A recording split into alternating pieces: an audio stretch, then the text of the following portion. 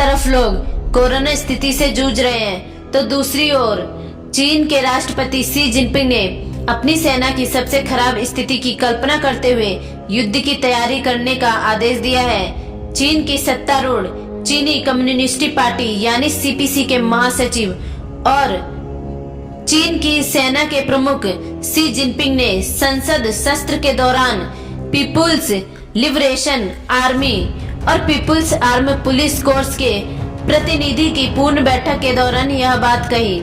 चीन के सरकारी समाचार एजेंसी सिंगवा के मुताबिक शी जिनपिंग ने आदेश दिया कि वह सबसे खराब हालत की कल्पना करेगी, उसके बाद में सोचो और युद्ध के लिए अपनी तैयारियां और परीक्षण को बढ़ाएं। तमाम जटिल की परिस्थितियों से प्रभावी तरीके से निपटने की कोशिश करें। साथ ही पूरी दृढ़ता के साथ राष्ट्रीय संप्रभुता, सुरक्षा और विकास संबंधी हितों की रक्षा करें। ऐसा माना जा रहा है कि चीनी के राष्ट्रपति वास्तविक नियंत्रण रखें, यानी एलएसी पर भारत और चीन के बीच करीब 20 दिनों से जारी विरोध के चलते आदि।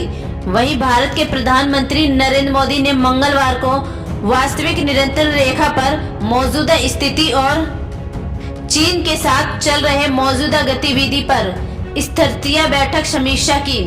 द हिंदू अखबार ने सूत्रों के हवाले से लिखा है कि यह बैठक शिकत कर समिति की सिफारिशों को लागू किए जाने के लिए समीक्षा के लिए बुलाई गई थी, लेकिन इससे लद्दाख गतिरोध पर ही मुख्य रूप से चर्चा हुई। इस बैठक में प्रधानमंत्री नरेंद्र मोदी के अलावा राष्ट्रपति सुरक्षा सलाहकार, चीफ आर्म डिफेंस स्टाफ और जनरल विपिन रावत, तीनों सेनाओं के प्रमुख लोग शामिल रहे। सेना के प्रमुख जनरल मनोज नरवणे ने पूर्वी लद्दाख में वास्तविक नियंत्रण रेखा के अलग अलग बिंदुओं पर जारी गतिरोध को विस्तार से सबके सामने रखा।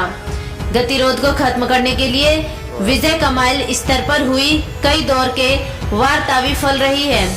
इससे पहले देश के मंत्री राजनाथ सिंह ने सैन्य सुधारों को समीक्षा के लिए सीडीएस जनरल विपिन रावत, तीनों सेनाओं के प्रमुखों और मंत्रालय के अन्य अधिकारियों के साथ मुलाकात की थी।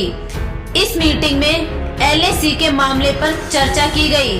हाल के दिनों में लद्दाख और उत्तरी सिक्किम में भारत और चीन की सेनाओं के बीच तनाव देखने को मिल रहा है। दोनों देशों की सेनाओं के बीच इतनी तानातानी के बाद अब दोनों की पक्षों के बीच कठोरता दिखने लगी।